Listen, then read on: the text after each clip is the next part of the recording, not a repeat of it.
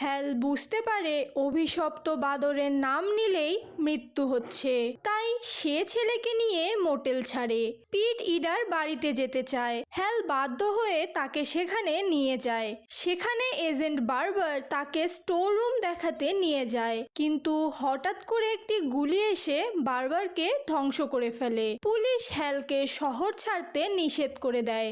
বাদরটি না পেয়ে হ্যাল ফোনে সেটি বিলকে জানায়। তখনই বোঝা যায় সবকিছুর পিছনে বিল রয়েছে এবং তার কাছেই সেই বাদরটি রয়েছে।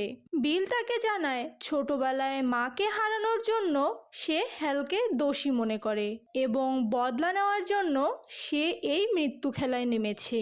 এদিকে রিকি নামের এক ছেলে বাদরটি ফেরত চাইলে বিল সেটি ফিরিয়ে দেয় না। রিকি বন্দুক নিয়ে ফিরে এসে হ্যাল ও তার ছেলেকে বন্দি করে।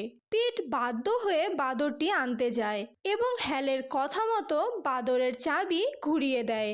সঙ্গে সঙ্গে রিকি অনেকগুলো মৌমাছির আক্রমণে মারা যায়। হ্যাল বিলকে থামাতে আসে।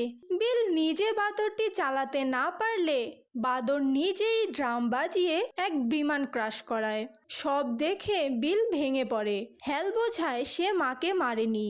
দুই ভাই আবারও মিলে যায়। ঠিক তখনই আবার বাদরটি ড্রাম বাজায় আর বিল নিজের ফাঁদে পড়ে ভয়ঙ্করভাবে শেষ হয়ে যায়। শেষ দৃশ্যে হ্যাল ও পিট শহর ছাড়ে, কিন্তু গাড়ির ব্যাক সিটে সেই অভিশপ্ত বাদরটি বসে আছে।